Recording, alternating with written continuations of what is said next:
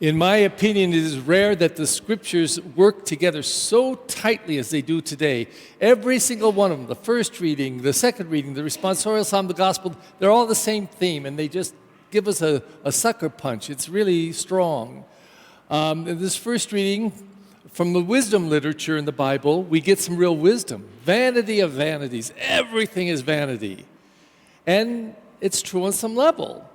You know, we got to realize that things are not as important as we often think they are. The people who teach me this are the homeless. They're living on nothing. Everything they own in a shopping basket.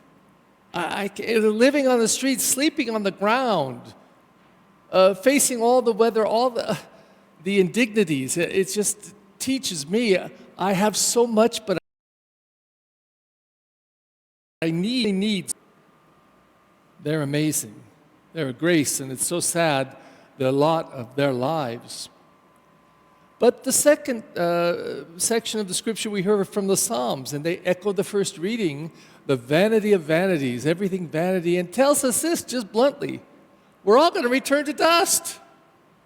Hello, that's what it is. Now, I don't know about you, but I haven't planned my funeral yet, but I'm going to soon. Not that I'm planning to die soon. Did you hear that up there? Not ready. But I know what I want. I want cremation. I want simple. But not only that, I've buried all my brothers, my parents, countless uncles and aunts, and no cousins, but I buried a lot of my family, and so many people I know that have good friends. I buried their parents, and you know, when I brought the ashes of both of my brothers, I was kind of the one in charge of this.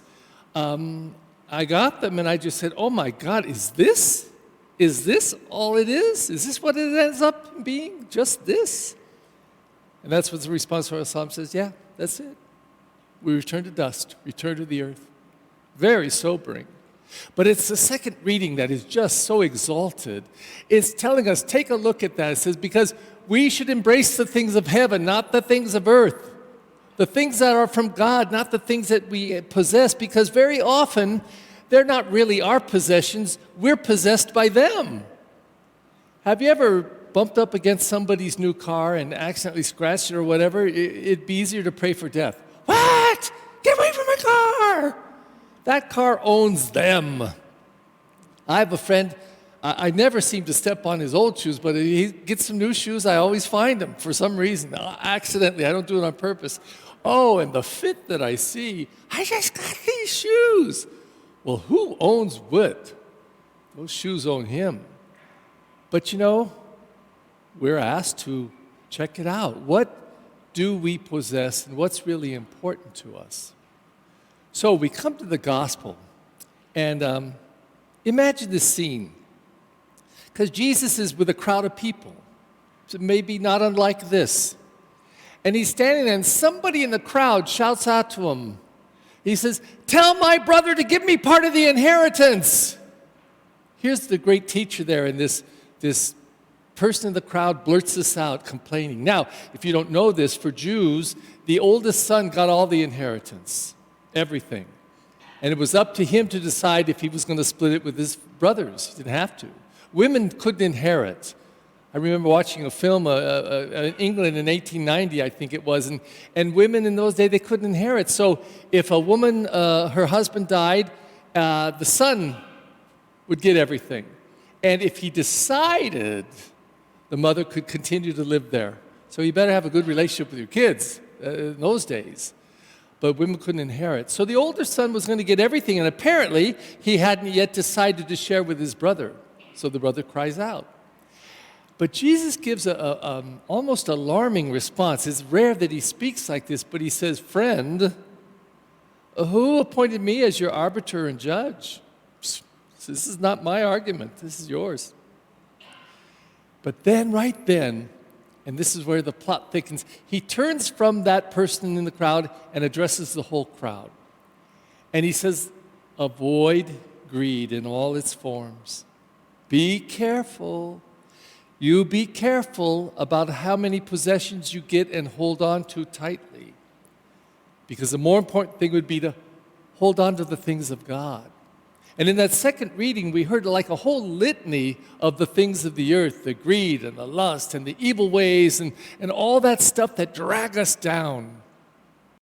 Last Mass, after I'd finished preaching, the things of heaven, the things of the kingdom of God are things like compassion, forgiveness, willingness to let somebody else go first, willingness to take the last place, a desire to serve. And when we get hold of those things of heaven, those things of Christ, they just open us up.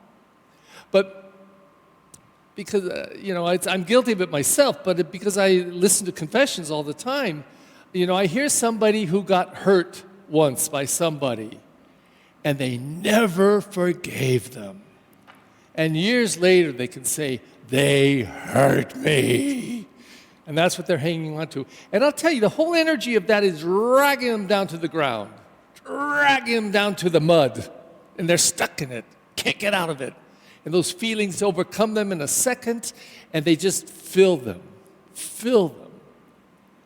And Jesus says, no, come on, grab onto the things of heaven.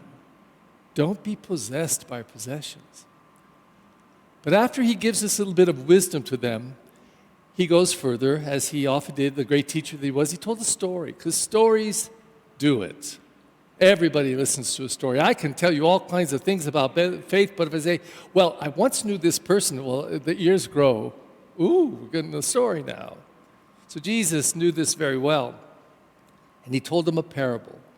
And you all heard it with me. This man had a bountiful harvest. He had more than he needed. He just was really blessed this year. So he could have said, I have so much extra, let me give to the poor. He could have said, if he had brothers, let me share my harvest with my brothers. I don't need all of this. I've been super blessed, let me share. But he didn't. He says, oh my God, what am I going to do? I've got so much. I know. I'll destroy all my barns and all my storage places, and I'll build bigger ones so I can keep it all. I'm going to grab it all and hold on to it. And then he says, and then I can look back and look in the mirror and say, eat, drink, and be merry. Look, you got everything you want. And then God speaks to him in this story, this parable of Jesus. You fool, God says. You fool. Didn't you even know that your life is going to be gone tonight? Then who's going to get all this? Well, it's a sobering story indeed. I mean, all the scriptures today. About 5 years ago, the priest over at Frogtown died. Old Irishman Hugh Crow. I didn't know Hugh very well, but I'd met him sometimes. He's a sweet man, very, very quiet and gentle guy. And so I went to the funeral because he's a neighbor, and afterward I went over to the rectory next door because they have coffee or donuts or something like that. And I looked around, and there was practically no books on the shelves. Everything seemed to be gone. So I just mentioned it to one of the ladies. I said, did Father Crow live here? Because I don't see any possessions or anything. He says, oh no, he gave those away a couple years ago. He gave everything away. He just kept what he needed. And a light went on. I said, oh my God, that's what I got to do. That's what I got to do. And I'm approaching that now in my life. Here I am, 72, and I say, I'm in the second half. I don't know how long I've got, but I'll tell you, my brother just died in January, and I had gone over there in December to do a funeral for a friend of mine who died in Nogales, and I called him on the way because he's outside of Phoenix, and he was miserable. He had some health issues, and he didn't want anybody to come over, so I said, okay. So I came back, and I didn't get to visit with him, but about 2 or 3 weeks later, he collapsed, and he ended up in the hospital, and he never came out. He was there for about a month. I went back to see him a couple of times, anoint him and all. And then I had to take care of all of his affairs when he died. Actually, he put me in charge of everything. His health, that's something to take care of those health issues and make decisions that nobody wants to make. And then all of his affairs, the house and everything, it all fell on me. And so I did get some of my family out there, but I traveled back and forth about 4 times. And I'm still cleaning up the mess. I think he's laughing at me from heaven. Ha ha, bro. Here, I got the last laugh on you. I've got so much stuff I'm going through, and it's incredible. And I said to myself, I'm not going to do that to anybody else. I'm going to give away everything I can, to sell it all and collect the money and use it for the bathrooms here or whatever. Larry's going to help pay for the bathrooms here. That's what he's doing. And even my funeral. I don't want somebody to get up and say something too nice about me. I mean, come on, I keep it real. And I'm tempted to write my own homily. Read this. Don't say all this nonsense that I know you're going to say. But not only that, even the details of paying for the things like my cremation and my plot and all. To put that on somebody else, I just don't want to do that. You might think, Father Perry, why so morose today? Well, don't blame it on me. Blame it on those scriptures. That's what we were given today. But truth be told, aren't we a little more comfortable talking about death after the last 2 years? I mean, we had over 1 million deaths in our country alone. Haven't we faced death again and again and again? I know I have more than I ever have in most of my priesthood. And don't we, do you think, need every once in a while to at least ask the question of ourselves, Lord, every single day I'm on this planet, it's a gift. There are no guarantees. I don't know that I've got tomorrow. So I want to live it today the best I can. And so the scriptures sing out, it's not just about living, it's about how you live. And you have to make a decision. Do you need to possess all that you possess? And do those possessions mean more to you than anything else? And when you look at all of that, have you found deep inside that desire to know the things of God, to know the things that Christ preached and lived and told parable and story, one after another, to teach us and to lead us to a place where we could find the deepest meaning of life? And he said most simply, it's not living the things below, but the things above.